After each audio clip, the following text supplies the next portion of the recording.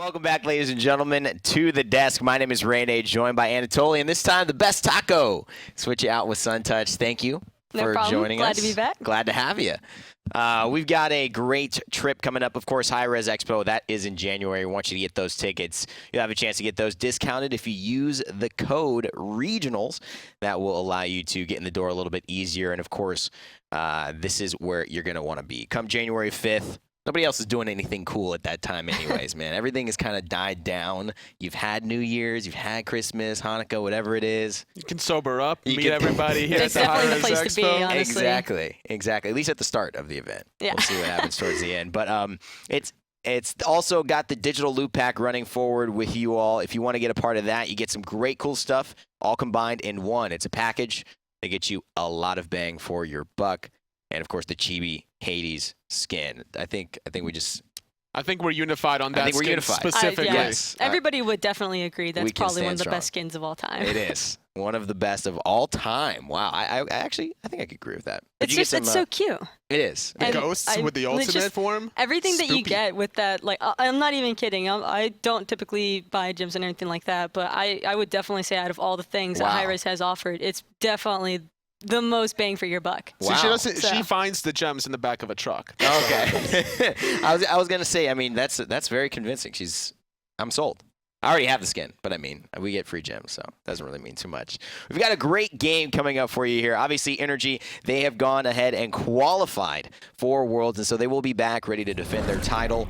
But coming up, we've got a lot going on. Just to recap what has happened already. Yesterday, we saw Obey 3-1 Orbit. Kind of the underdogs there found their way into World, and so they will end up facing off against NRG, who just beat Sanguine today, although NRG definitely the favorites, the first seed, going against the 8th seed. With a lot of interesting aspects that they weren't able to pull out in this set. Eager last night, they qualified as well over Flashpoint. And so today in the NA semifinals, we are looking to see who will be playing them later on this week. And that is going to be between SoaR or Luminosity. A lot of people saying SoaR, North America's answer to NRG. They definitely have more remarkable players under their belt between Andinster, Snoopy, and even Baskin. All these three players have been at Worlds. Kyle Gred for Snoopy, and then C9 for Baskin, as well as Andinster making his second year in a row appearance last time around, so he wants to be the third time around again. Yeah, if you looked at this just from like the individual perspective, every single one of the players on SoaR is regarded as a top 2 contender for their role in North America. And Baskin, you know, he's even considered top solo laner in the world by some. So it'll definitely be an interesting matchup. And I mean, when you think about SoaR, Snoopy is definitely a name that would come to mind almost immediately. He's somebody who's been around the Smite scene for a very long time. He's had a lot of accomplishments with the scene and is such a multi-verse player when it comes to being able to swap between. And I mean, it seems like he's really found his home in the mid lane. Absolutely. This is one of his favorite roles in the mid, because before he was a hunter, he tried for support and the solo lane back in Cloud9 when he was trying to figure out the right positioning for that time around. But now finding a home in the mid lane, he's been playing a lot of hunters more than mages, and that's always been the question mark for me for Snoopy. But he's going to be up against Xenotronics out of Luminosity. He also has a very wide verse god pool between the mages and the hunters. Yeah, if I had to look at it purely from the group perspective when they were qualifying for Super Regionals, I think Xeno was probably looking a little bit shakier than Snoopy during that time period, but at the same time, I do agree with you in that he is able to expand his god pool to a certain degree that I think a lot of mids can be a bit unfamiliar with, in that he's a bit like Yemen, where he will definitely explore the depths of going into the physical ADCs, which, I mean, Snoopy can flex as well, but we definitely know that he prefers something like Chronos. When I look at Xeno, I think instantly Sol and Jingwei. When I look at Snoopy, I think Ram and Raishin. Honestly, those two gods.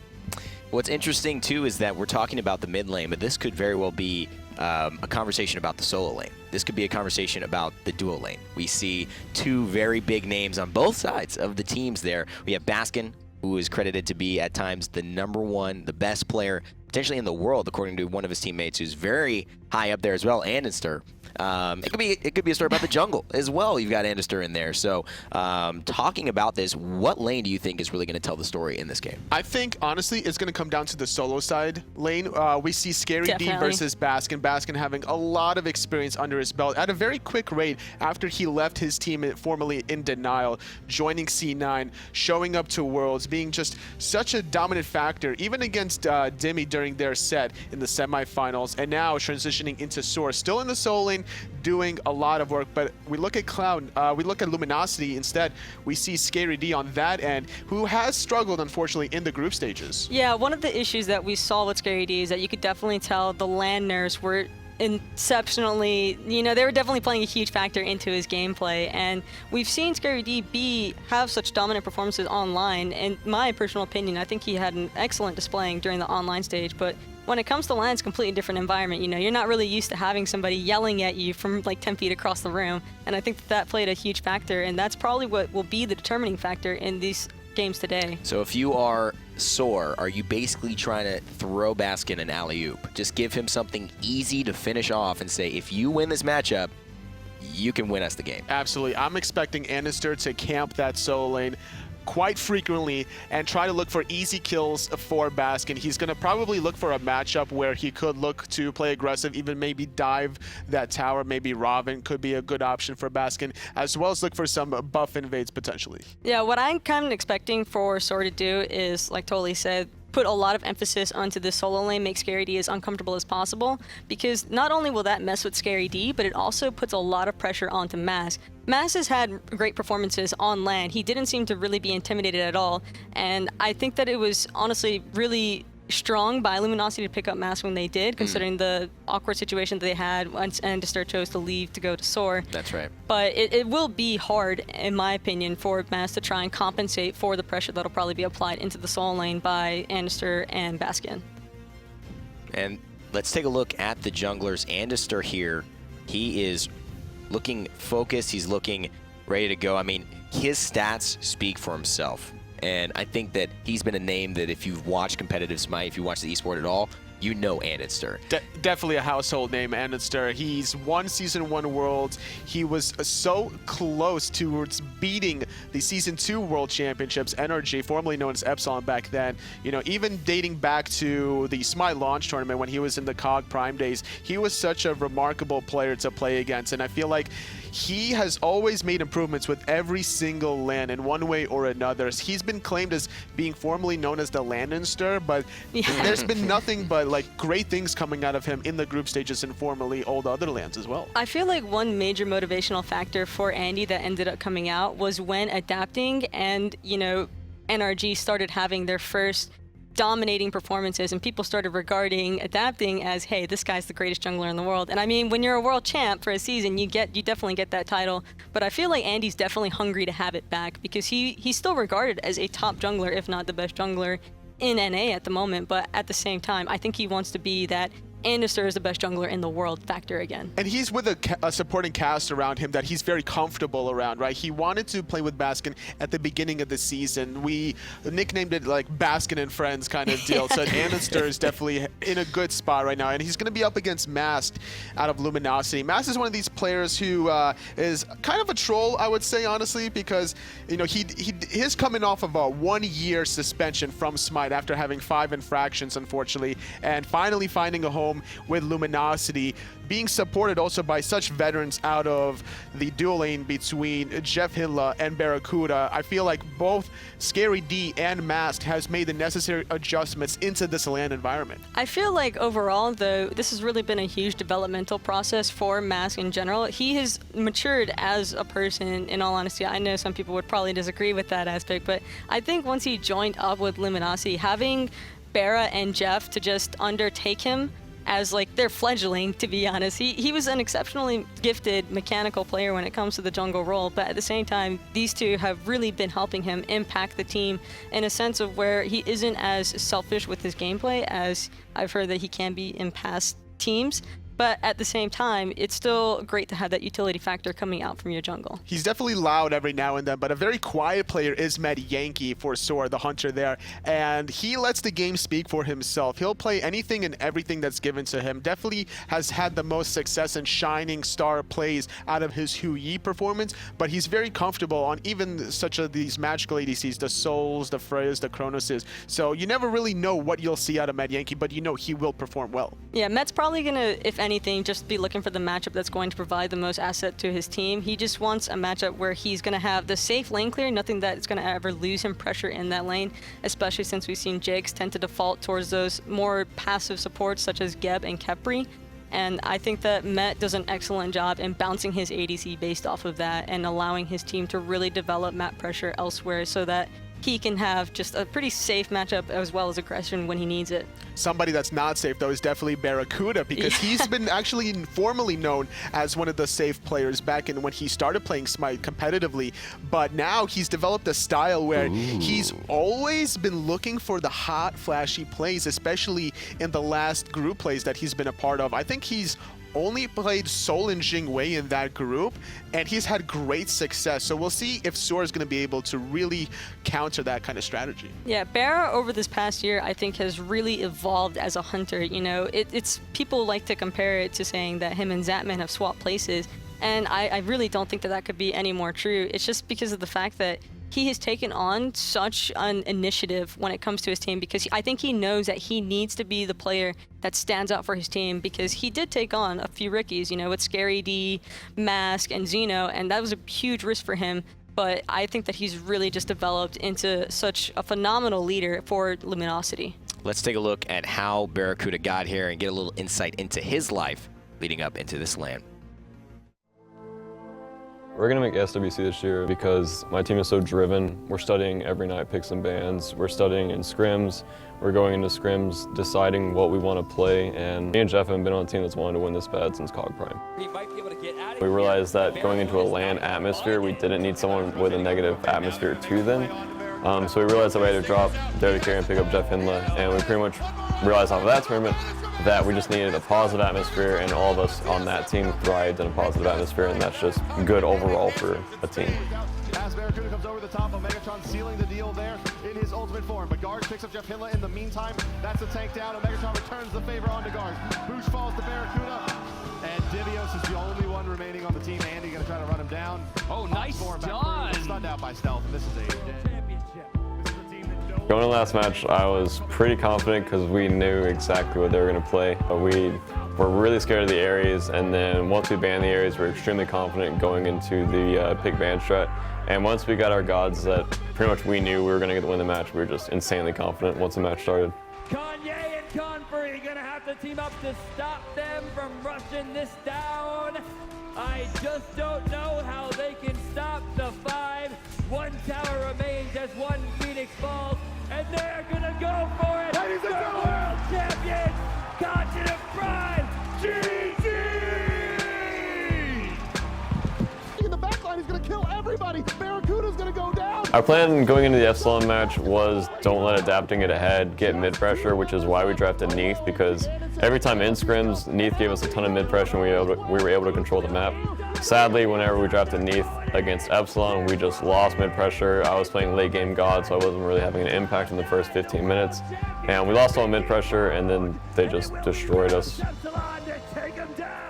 Losing to Epsilon last year was one of the worst feelings in the world, especially just getting that close to beating them. They came in being the most hyped team in the world, and we were so close to beating them, and then we just choked. We just played horribly as a team. Our picks and bans were bad. Everything was bad, and then we just didn't play well as a unit, which is the main reason we had the changes afterwards. The team decided to break up in Season 3 because Andinster wanted a new redraft of our current lineup, and he threw me in the middle, and there was kind of Baskin and Annie on one side, Jeff and Stealth on the other side, and I had to choose with my brain on my heart, which that kind of sucked, which that decision has kind of left me to where we are now, which is the #1 seed. Last year, I think we got kind of lazy. I don't know, it was a weird atmosphere after we won the first Worlds. It felt like that drive wasn't there. like it felt like it was there, but there was always this like, we've already won Worlds. We can do it again, but there's not like that fire like there is right now. And having Xeno, having Scary, having Mask, it kind of brought that back because they're just as hungry as we were.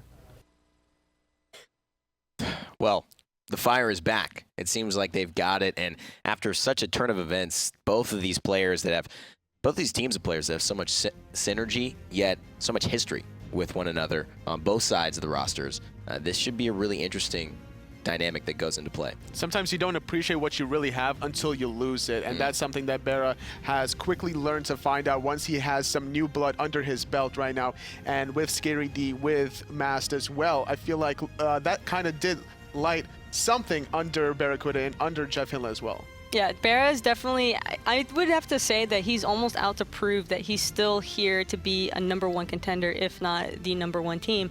I think that they definitely want to reestablish themselves as world champions, and so you can tell that BaRRa's drive is honestly higher than what I would think it was even before they won the first time around. In personal opinion, it just seems like BaRRa is super devoted to trying to ensure that his team makes it. And this is why we probably see the different style that BaRRaCCuDDa has developed over the course of just this season alone, right. just being able to take the more aggressive side of things. And do you think this is the right direction for him? It seemed to pay off now. They've gotten here. He's doing well.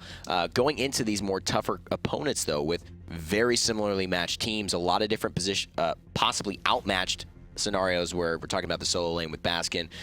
Do you think that aggressive playstyle is what he's going to need to take his team forward to the next level, or is he going to have to change his tone? I think that as long as the other oppositions in the solo lane and jungle are still good and neutral, and they don't really too far overextend, that'll allow BaRRa the positioning that he needs to make those offensive plays no matter what god he's playing. Yeah, BaRRa is definitely going to be looking to take the initiative again, much like how we saw him coming out in that Group B LAN stage period. So more than likely, he's going to try and ensure that he's in a position to which he can carry, because I think that that's going to be really critical for Luminosity if they want to find the advantage against SoaR, is for their duo lane to go ahead and take the they need to advance by the aggression from the duo lane, pretty much. Let's take a look at God pools, talking about what these players specifically like to build. BaRRa and Jeff, they've been playing with each other for so long. What have you found that, and what have we all seen to be their kind of synergistic picks that they love to run in that duo lane? Honestly, I mean, they've been known as the sex tank because they have just so much synergy, right? That's we right. call him Jeff the Sex, and BaRRaCCuDDa has the fish BaRRaCCuDDa tank, fish right? tank. That's what it is when he streams. So they have a lot of synergy between these two members. They can honestly play anything and everything together. The question is, what is going to be able to counter the duo lane of SoaR? Because they've also been known to play a lot of aggressive things as well. You have to respect Jigz and Metyankey. You definitely have to respect Jigz and Metyankey with their god pool. I think that if anything, this is definitely a duo lane that can punish any mistakes that Jeff and BaRRa were to make, in contrast to like other teams that I think struggle a bit more with dealing with the synergy coming out from those two. But I would probably expect, like I said, for Met to want to wait and see what BaRRa opts to go into.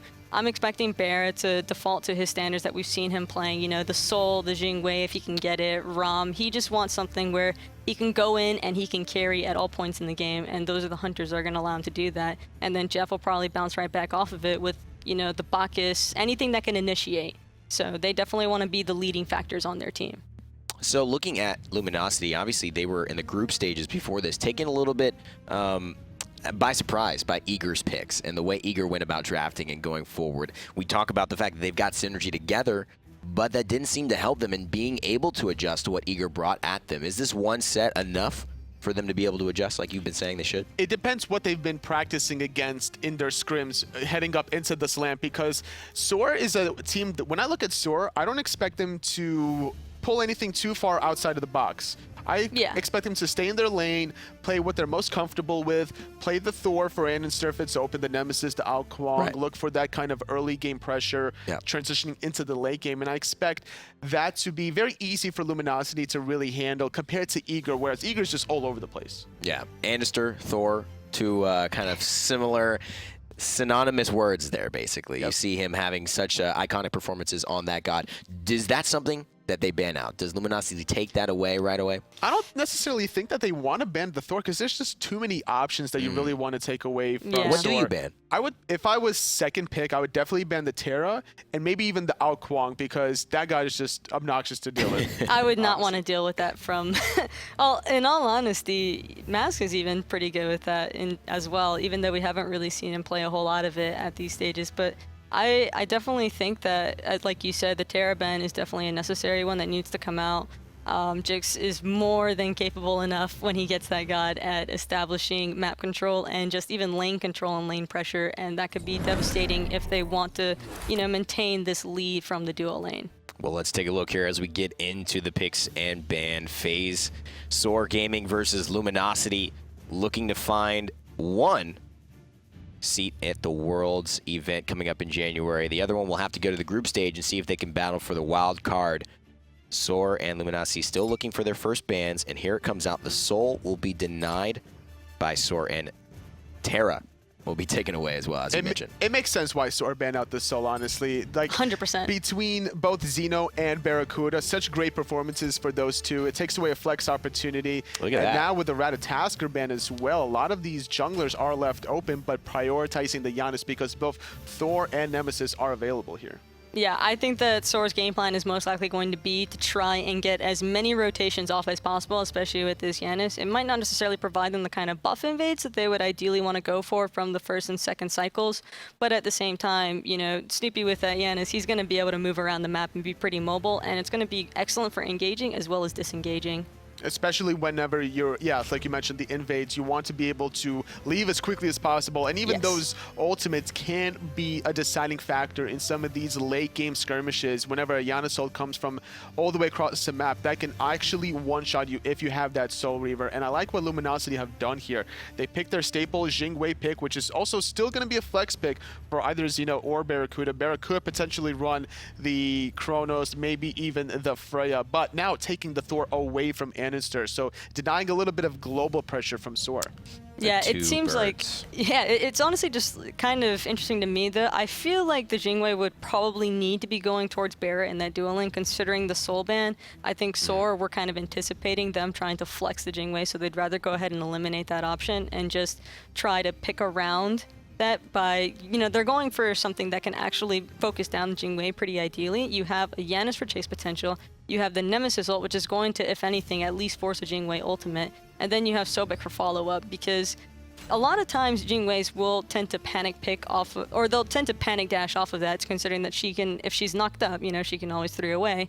So if you burn that with Sobek, she doesn't really have much escape other than using her ult, and if that's burned, what are you going to do?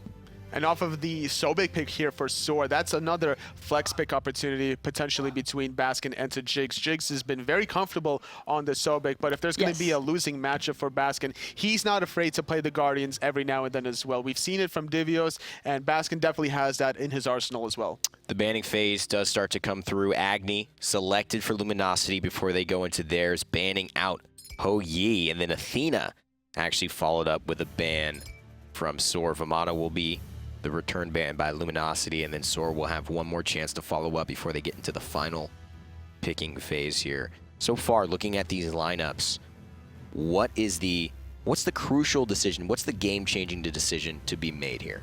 I think that the goal here for Luminosity is just to have a buddy system between Xenotronics and Masked, between this Agni Thor. You have to always be together whenever you gain any of these silence. And it seems that SoaR are trying to limit the options from JeffHindla, taking away this Athena, taking away the Sylvanas. We saw Eager yesterday hitting some pretty nutty pulls through the walls on Aurora. I think SoaR also just had to take that Sobek just for the pure aspect that the Sobek skin, you got to have Sobek, you got to rep, I would 100% pick that just for that reasoning alone. And you can see that Luminosity, some Wukong, I think is an excellent pick personally for SoaRD to opt for, considering that it is a really safe pick. And for his first game against such a dominant solo laner such as Baskin, I think that it's going to be excellent for him in maintaining providing lane safety. And if anything, that's probably the most important part, because he does not want to find himself in the wrong place, wrong time with Andinster and Baskin on the enemy team. With Vamana being banned away by Luminosity, actually, that takes a safety option away. But now to respond to that Wukong safety, it's going to be an Erlang Shen picked for Baskin, one of the most aggressive gods you can have at every stage of the game. And Baskin is more than likely going to continue to apply any sort of pressure he can get. If Scary D gives him an inch, Baskin will take a mile. Fafnir going to be locked in as well for Luminosity to round out the lineup. SoaR and Luminosity going at it. They've both got history. They've both had members who have played against one another. They're both driven. And in North America, only one can move forward today to secure their spot in Worlds. The other will have to wait for quite a group stage ahead of them. Overall, Taco, Toli, who do you give the edge in these lineups? I personally prefer SoaR's lineup purely because of the synergy that they have coming out from their core composition of Janus, Nemesis, and Sobek. I think it's a really strong three-man to run in comparison to the Thor, Agni, Fafnir. I think that Luminosity are heavily relying on getting an early pick with the CCs between Thor and Agni. If they can find it, they might be able to find the wins in team fights. But I like SoaR's draft in terms of their team fight potential. Rama doesn't need that coerce by himself, so he'll just be a factor in the late game. And then the control between Erlang, Shen, and Sobek should give the space control necessarily for Snoopy. Going into game one, casters, take it away. Thanks so much, Rainday, and the analysts as well. Myself and Janus will be bringing you this set that's been highly anticipated for one of the longest periods of time I can imagine. And I actually want you guys to take a moment and take a trip back all the way to the start of this year and what BaRRaCCuDDa called and made it a thing, Roster Apocalypse. Not a single North American team survived Hindu. There was Not the one. only two remaining rosters was Epsilon and Orbit heading into Season 3, and it came down to what BaRRa said in his interview. You know, he had to go with his heart or his brain, and his brain said, I'm going to stick with Andy. Now, the plan was to actually not only remove Stealth, who is obviously off this team, but Jeff as well. In the end, though, Snoopy couldn't compete at the highest level in either support or solo, so they had to bring JeffHindla back. And I think once that team didn't qualify for DreamHack Masters, Andy just said, I'm done. This isn't the team I wanted heading into this season. I had you make a choice, and I kind of got left in the dust because of it when we had to bring kind of JeffHindla back and work on, you know, getting Scary up to the level we need him to be. And so Andinster leaves and rejoins Baskin and his good friend Snoopy as well to go to SoaR and form this team after DreamHack pretty much. And since then, they have looked very good. Honestly, both teams have looked better. Obviously, Luminosity first place in the placement stages, and they said a lot of the reasons they faltered in Group B against Eager specifically was they had played the meta that was played in the fall online placements, and they didn't prepare anything new for that group stage. They weren't able to adapt fast enough, and so the team still overall, I think, looks much better than it did with Andinster. And I don't think that's a skill thing. I think it's kind of that synergy and that hunger that those rookies have that BaRRaCCuDDa was mentioning. And you mentioned it there, the rookies, that's going to be the big key in this one as well. So, Luminosity have 3 rookies on this roster at LAN. Actually, it's the second time they've been. The group stage was their first one, and we didn't see Scary D shine. No. Xenotronics did not have the greatest time. Mass Day 1 wasn't fantastic, but he did step up after that. Oh, body blocks coming out here. Could be trouble for Jigz as BaRRa finds the shot. He's going to be able to make it to his tower, but still a lot of pressure coming out from BaRRa and Jeff in this early game. Yeah, that shell being down could cause a bit of an issue for them if there is some pressure elsewhere. But what I do want to talk about now, Janus, is what the game plans going into this. Not just picks and bans, but the game plans from the two teams. This is ridiculous, though. A level 2 gank, and this is, I think, SoaR's intention, like you mentioned, is Camp Scary. We saw how poorly he performed in that group stage. You know, a lot of it was nerves. I mean, most of it was nerves. He did not play like he did in the online placements. Well, at the start of the game, you could see what Luminosity did to respond to that. They actually Xeno go is to in the a bad back spot. harpies. But yeah, as you said, Xeno in an awkward spot is going to dash away. Pin not going to root him, but it's still enough time for Andinster to double dash and find the damage to pick up first blood for SoaR Gaming. Great response there coming out from SoaR. The original plan there was let's kill Scary at level 2. It actually doesn't go how they originally intended. Jigz is going to get body blocked again. The dash is not going to be used by BaRRaCCuDDa to go aggressive there. Very respectful and calm from the Luminosity duo lane. Just no hesitation. I mean, they went straight aggressive, and again, JeffHindla just so close to having that perfect body block. That would have been the answer back onto Jigz, and BaRRaCCuDDa We talked about how Scary was looking a little bit rusty, not up to standards, a little bit skittish in Group B. BaRRa was the opposite. This was kind of the reformation of the new BaRRaCCuDDa, where he's now this very aggressive player. He likes to go for kills. I think he has to in this lineup. Before, he could kind of rely on MLC Stealth and Andinster to set the pace of the game, and he had to just be a factor in team fights. Now, he's got to be a main player, and we've seen him start to go for those aggressive laning matchups, look for the early rotations, and try to make an impact. Well, I know at the start of the game, SoaR's game plan should be, as you said, focus Scary D. He did not look great in the group stages, and getting Baskin further ahead is going to be a massive boon for them, going further deeper into this set. The difference is, though, as well, is that if they can tilt Masked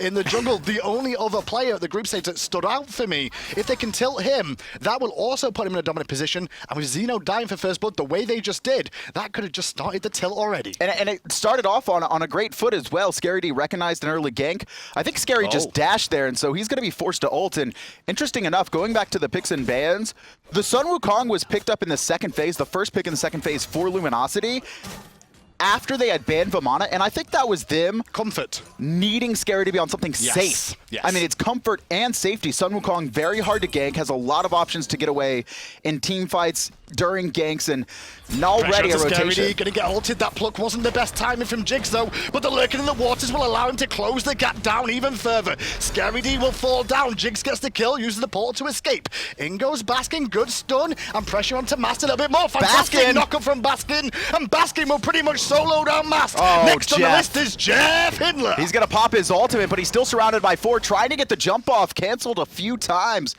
But SoaR off to a 3-0 start, and you saw that invade coming out. Scary D's ult was forced, and again, that's that mismatch in the soul lane. Baskin just handling that matchup better, just kind of pressuring Scary D out, and then when they went for those buffs, obviously without that ultimate, SoaR just said, let's dive Scary D. Everything else was just kind of served up to them by Luminosity walking in. Without the ultimate. That's the big key there, is that the fact Baskin gets the ultimate out of Scary D before that whole fight engages, and what happens there? The buffs come up at the same time. Also, Baskin, again, not only getting that ultimate, setting up for that kill onto Scary D, but also he caught the hammer from Mast as he tried to get away after he missed his ultimate landing down, and it just collapsed. Luminosity in a rough spot right now. We said it. Camp Scary D, get him behind, try and tilt Mast so far, SoaR, and making it work.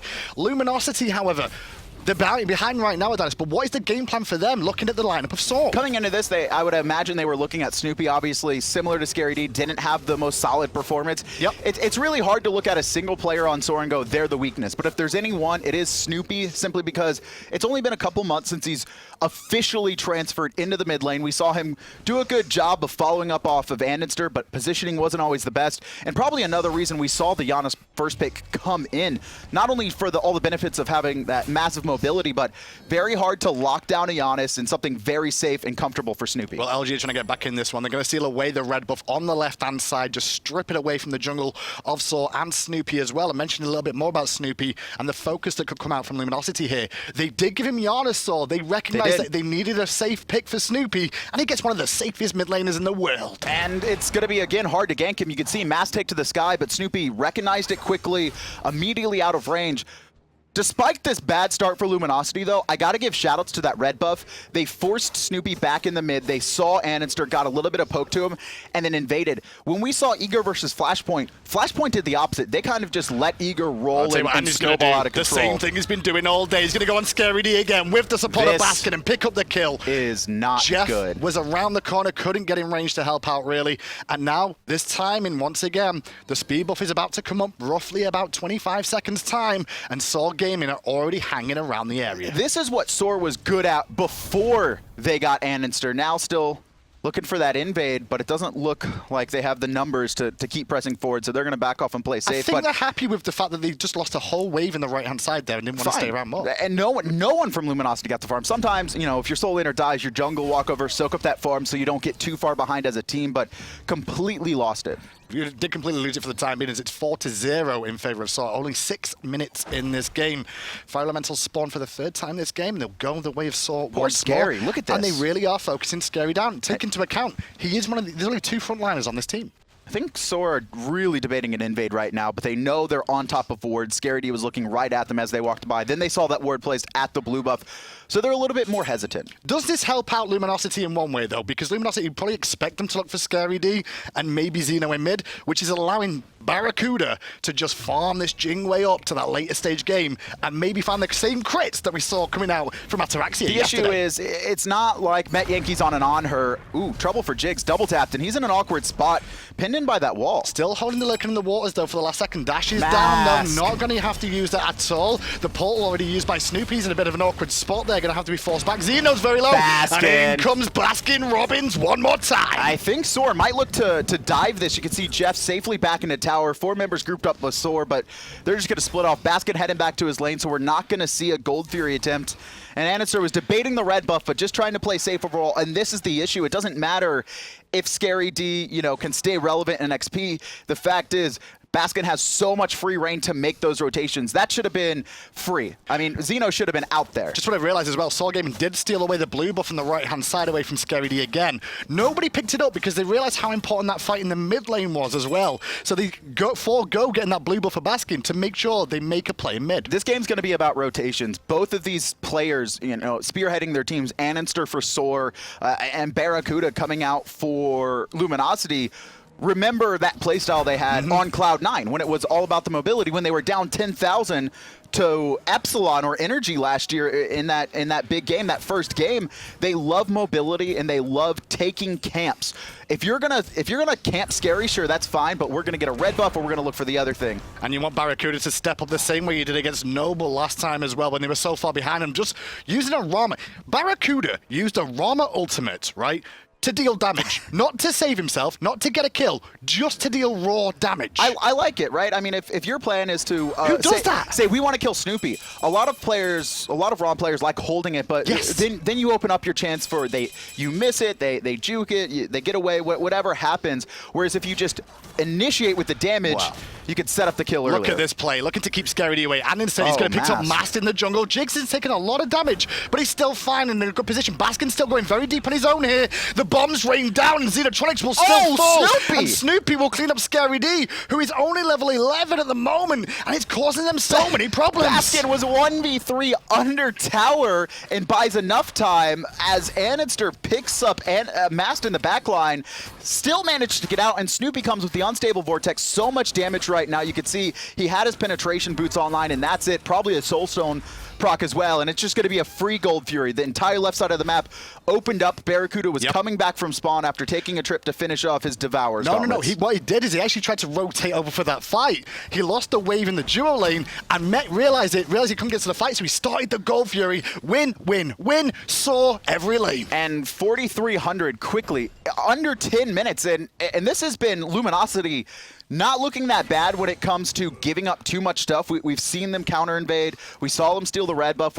We're not seeing them just lie down and take this. This is just SoaR imposing their will. This is Baskin. They are trying to answer back, but you go right back to the beginning of the game, and what did they do? They went for back harpies. Xeno gets caught. ScaryD then uses his ultimate defensively because he overextends a little bit too much in the lane. Well, it all changes. Here's the issue with what Luminosity did in the early game is they had the pressure, so stealing back harpies is a good idea, but they had pressure in dual lane. They should have rotated and stolen the left side back harpies. They went to the right side where Baskin was dominating, pushing ScaryD, poking him out, and then he was just able to rotate there, be that extra man, enough to find Xeno. And exactly what SoaR's game plan coming into this. They focused the rookies the whole time here. Jeff and BaRRa haven't had a thing to do so far this game. And this is a mismatch in the soul lane we were talking about. We were a little bit worried.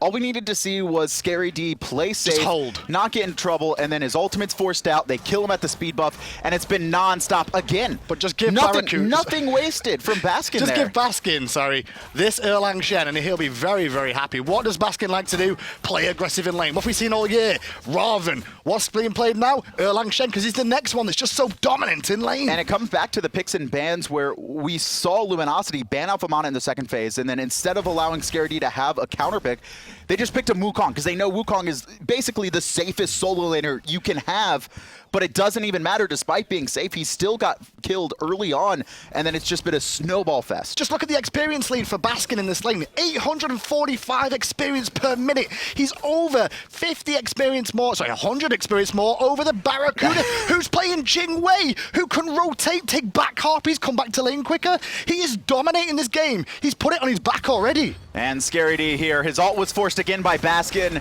and it's going to be another death. SoaR's fourth of the game, fourth kill for Baskin-Robbins, 12 minutes in. There is a reason he's considered potentially the best player in the world right now, and he's really shown it in the solo lane. Yes, he's got the support of a former #1 jungler in Andinster, who's still in contention for that as well, going in towards the World Championships. But I mean, Andinster wasn't even on this team at the start of the year, and he was still talked about like that. Yep. Because SoaR's game plan was run through Baskin. Give him that Robin, like you said. Give him early game. He takes leads, and then much like Divios did to Flashpoint yesterday, he pushes them. He invades your stuff on cooldown, and a lot of what SoaR's old school game plan was to just rotate everyone to the right side of the map after Baskin gets a lead and snowball off of that huge advantage. Once Andinster came online, they had a lot more options, but still no one has really answered Baskin getting ahead. And the big key there is, you said Andinster gets online. He was playing Nemesis, and it's still 12 minutes in the game. He is currently 3-0-5, has hi-rez online on the Nemesis already.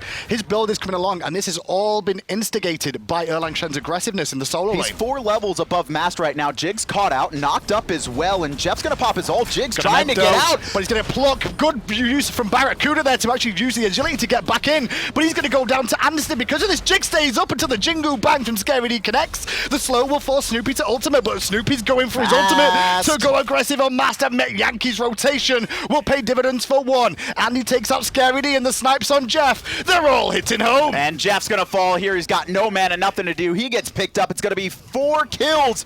Looking for the deicide. Baskin diving Xeno. It's a 6-level difference at 13 minutes. Deicide 14-1. SoaR Gaming. Absolutely beautiful. And What? This is what we expected to happen in this game. The whole focus should have been on solo lane and maybe helping to tilt Max a little bit. Ignore dual lane completely. JeffHindla has been trying to support mid, jungle, and solo lane, so he's behind as well. BaRRa's the only one that's probably even, but because all this gold that's been going on across the map, Metyankey's getting ahead too. This is a statement, right?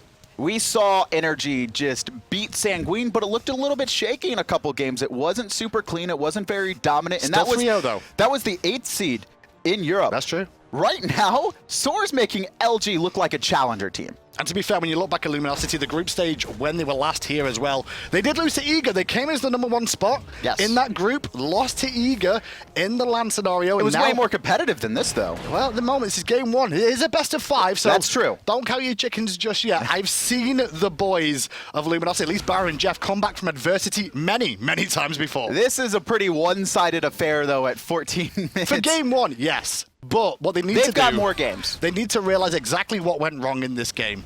And the big key here is SoaR waiting his ultimate early on because he got out of position, and Xenotronics getting caught going for back harpies at the beginning of the game. You run that all the way back to those 2 incidents, and it just carried on snowballing from there. And you know what, to be fair to SoaR, Mast also has been missing multiple Thor ults. I think the last 3 or 4 we've seen from him have all been off the mark, and I'm talking Thor ults that are in the middle of fights, not even, hey, I'm looking for a gank and someone moved away. Well, let's listen in to the comms of SoaR Gaming as they look to take their second Gold Fury of the game. I can't go too far forward. We need to get low. Careful. Look on behind me, look on behind me, look on behind me. Okay, Wukong behind. Okay, nice. Chase. Can we all through, maybe? Chase Wukong. Jingwei dash down. Chase him left. Where is he? Sorry.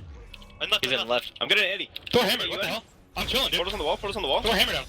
Oh, I'm on Agni. Agni. I got a flag on him. Where'd he go? I'm coming left. Where'd he go?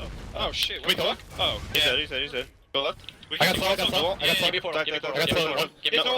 No. I'm gonna circle. Where you at, boy? Come to me, boys. Yeah, I should have caught that portal. Sorry, Matt. Make sure they don't steal. They're gonna be desperate, remember, so. They have Jing We Wei have ult. tons of vision. Pull it back further. Speed. Alright, I guess that's fine. Keep it there.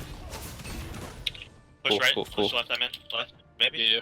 I'm Push with you. out, I'm pushing on mid. He's on speed. Push him in and then come left, Jigz.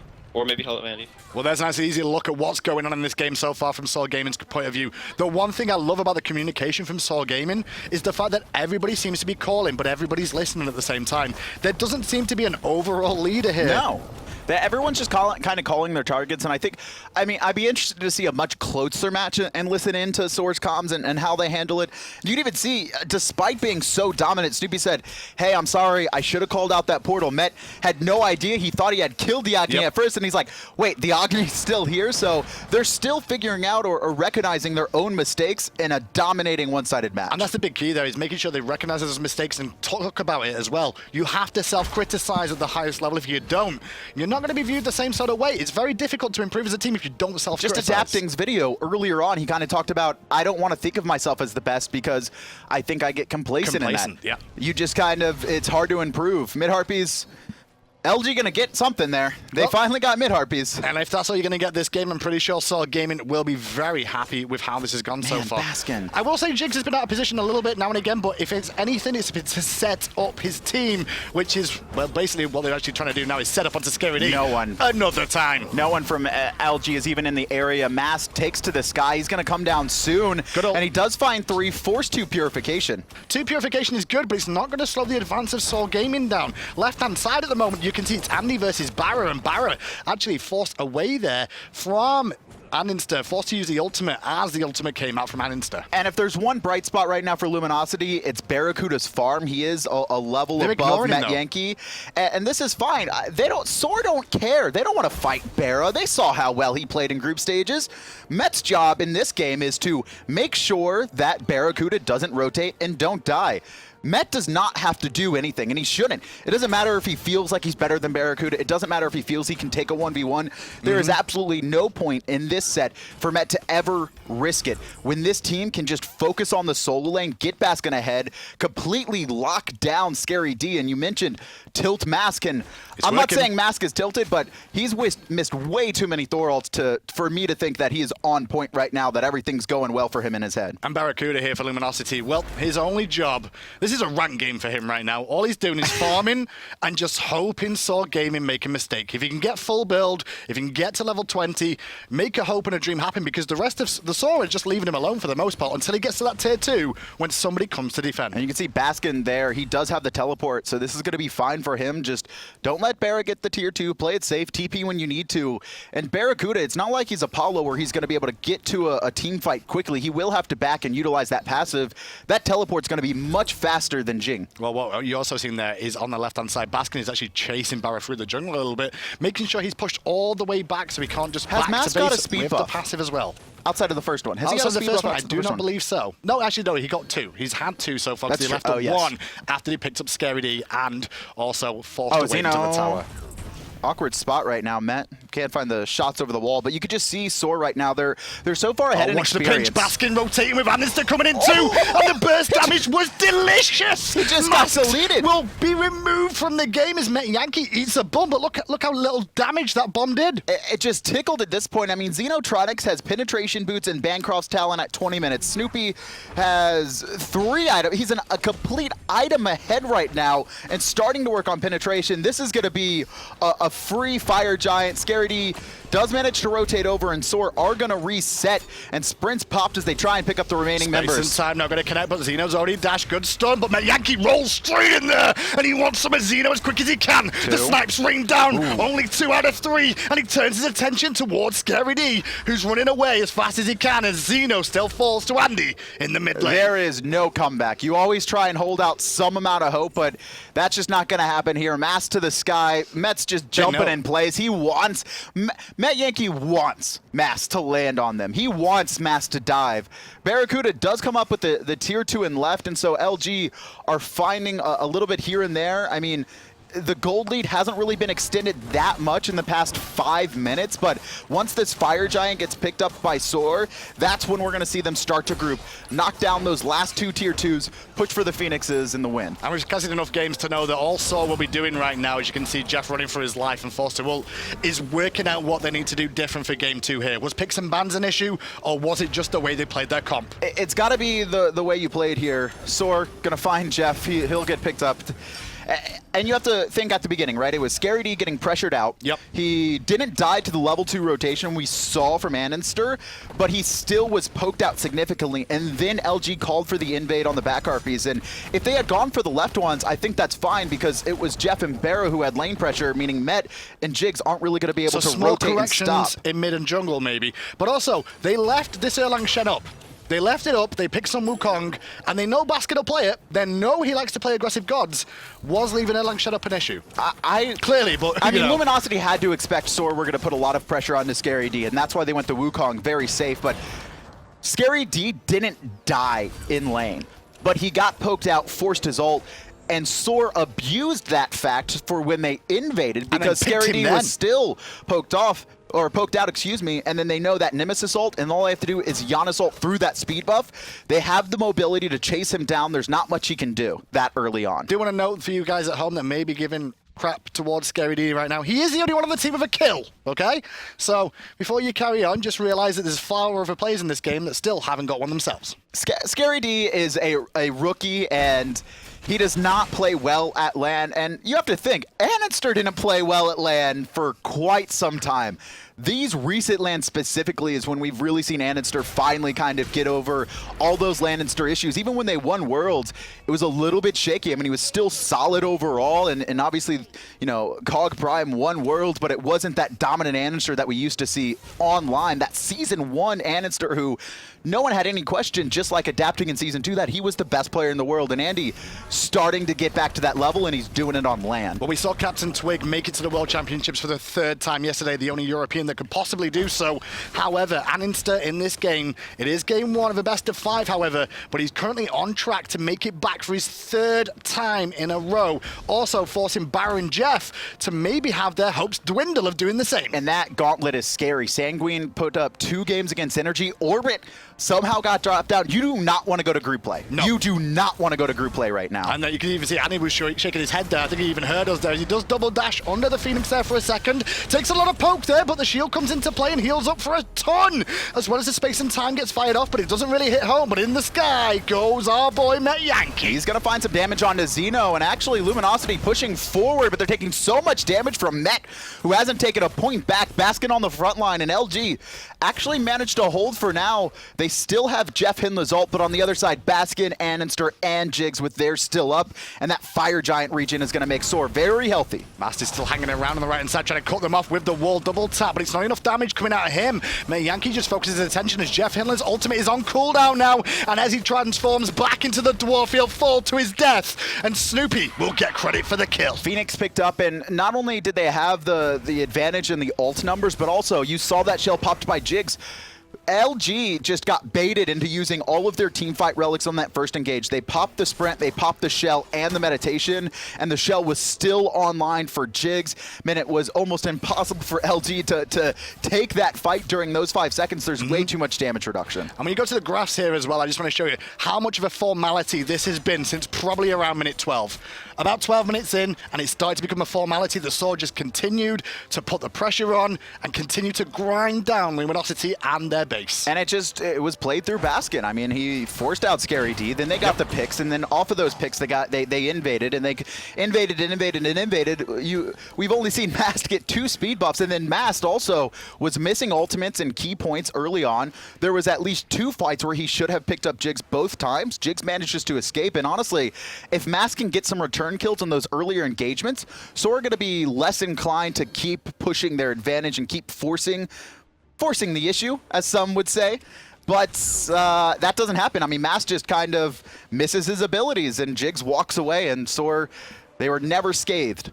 Well, BaRRaCCuDDa is now level 20, but he's only got 2 Phoenixes remaining to try and defend with this Jing Wei, which I was going to talk about because of the fact that he was so excited yesterday at how much Jing Wei got left up to last picks. And he was like, no one would ever do that to me. Well, he got his wish this game. Well, he got his Jing Wei. But the problem is, he's not been able to make an impact because the game was pretty much done before he was even ready to fight. Smite is a team game. Doesn't matter if you're the best Thor player in the world. Why do I lose Elo, Kevin? Because you play with me. That is true. I'm glad you admit it as well. SoaR. I love the fact the casters now just self-deprecate themselves when they're with me because they know I'm just going to fire shots anyway. So this is win-win for me. It saves my job. Split push Circuit is the new meta. You just wait. DJ Pernicus is going to bring it out, just like SoaR going to bring out this Fire Giant into what's probably their final push. Fire minions on the left pushing up, and only 2 Phoenixes remain. And I mean, if you're LG right now, for everything to go well is you need to somehow bait out the Sanctuaries and then have Mast find a big dunk with all 3 Agni bombs on top, and then BaRRaCCuDDa just get lucky with the crits. Because he doesn't have any crit in his build right now. He's gone for cheap bridge items since it would have been so unlikely for him to pay into those expensive items, but he does have explosive bolts, so there is that slight chance. If he can find Snoopy or even Metyankey and take them out at the beginning of the fight, that's the small window, that's the small sliver of hope that LG are going to have. Well, this is just a waiting game for Luminosity now, and for SoaR too, because the left-hand side minions are pushing. You can see the pings on the map, because that's what SoaR are waiting for as well. Snoopy going to make sure he can push this wave in nice and quick. Those fire minions are now going to cause a distraction for Luminosity and create a potential 4v5. Over 16,000 in the lead, and SoaR are still giving so much respect to Luminosity, but they're going to push forward now. In goes Jeff, and he gets the underhanded attacks off. Space and time will not hit BaRRaCCuDDa already, but he in fact instead he uses a flame wave and forced out. Meanwhile in the mid lane, Mast dunks in but doesn't find a target. The wall helps out a little bit, but ScaryD's already low, and Jigz takes out Mast. The snipes raining down from Metyankey will help force the boys of Luminosity back as the crits rain down, and he's after more. Metyankey still going in. And just a couple members picked up. There's 2 remaining right now for Luminosity. And that's game. I don't know what ScaryD is going to be able to do to stop this. I don't know what BaRRaCCuDDa is going to do to be able to stop this.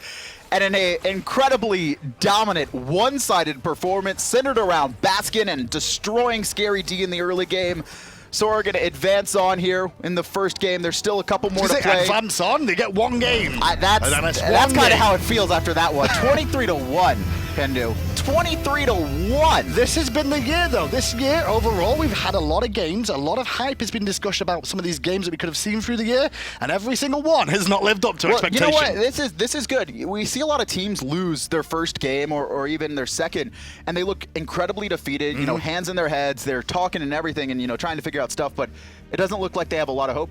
LG looked fine. They looked exactly like SoaR. They're like, hey, we really messed up that first game. That's just the team SoaR is. Yep. If you give them an inch, they're going to take a mile. They're going to take the game off that inch, and that's kind of the issue that happened. LG don't seem too worried. Not too worried just yet. It is only 1 game. You have to win 3 to go through, and we've actually seen Jeff and BaRRa go 2 in a row in losses in the World Finals Season 1, and then still pull out the win in the last one. So they could go down a second one as well. I think when we look back through that set with the analysts in a few minutes, we'll see exactly that they have broke it down the same way the game went. I mean, even when they were talking at the beginning, they mentioned it. It's Baskin versus ScaryD. It's debatably the best solo laner in the world versus the new rookie who really struggled at LAN, and we saw that head-to-head match just go SoaR's way. Well, he struggled in the group stages. He struggled on his very first game here at Super Regionals. Analysts, tell us about that game. Well, it was, if you saw it, it was pretty surprising to none of us that SoaR had a good start, but wow. That was a great start. Baskin, he really forced a lot of the engagements. That's true. So you would say. Totally. I've seen a lot of things in my days. Yes. You know? I've seen a lot of people pressing the issue. Okay.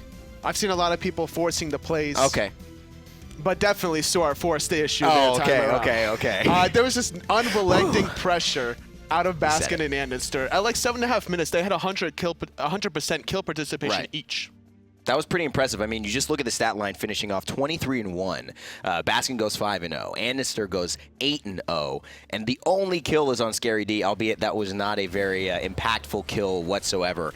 It was just the Baskin show, and he had so much support from it didn't matter what anyone else was doing. He was so dominant. Ever since we saw the first blood where Luminosity tried to invade those back right Harpies, Xenotronics getting punished for it, and then Andinster just ran wild with Baskin being able to dive ScaryD constantly under that tier 1 tower. Then we saw the rotations afterwards. Yeah, it was completely downhill, I think, from that moment in time, considering the fact that not only did Andy and Baskin completely dominate that solo lane, but they just had complete control of the jungle. And so they didn't even have to bother with such a dominant duo lane. Like, honestly, BaRRa and Jeff had an excellent duo lane. Fafnir Jing is something you'd always want to be able to run.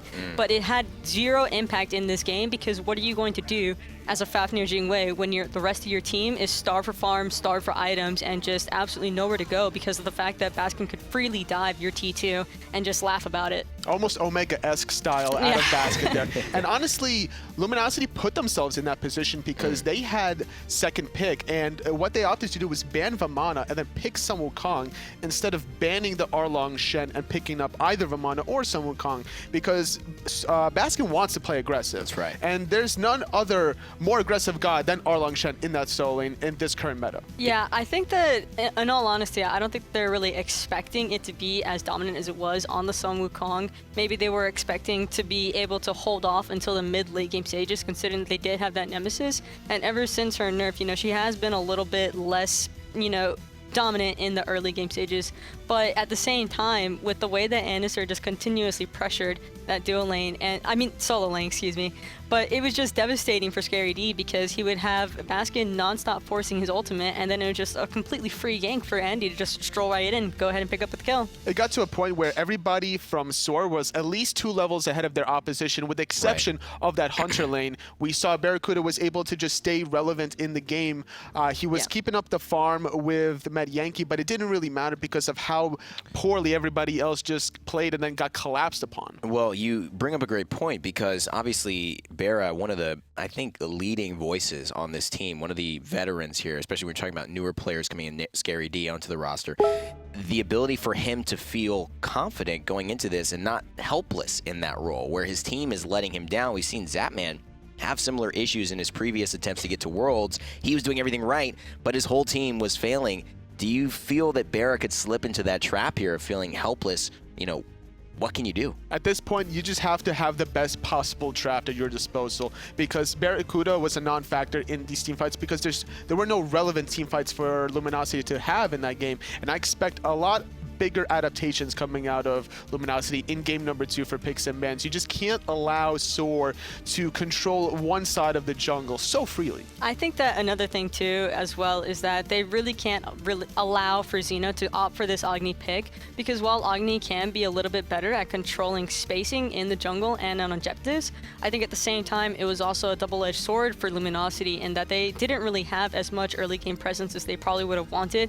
And I think that even though they probably felt safer with it, because as I mentioned, they did have the Nemesis on the side of SoaR, but Agni really just doesn't have what you would want against a team like SoaR. You need that early aggression in order to match up, or if anything, slow down the pacing of the game, because that's what they really wanted to do.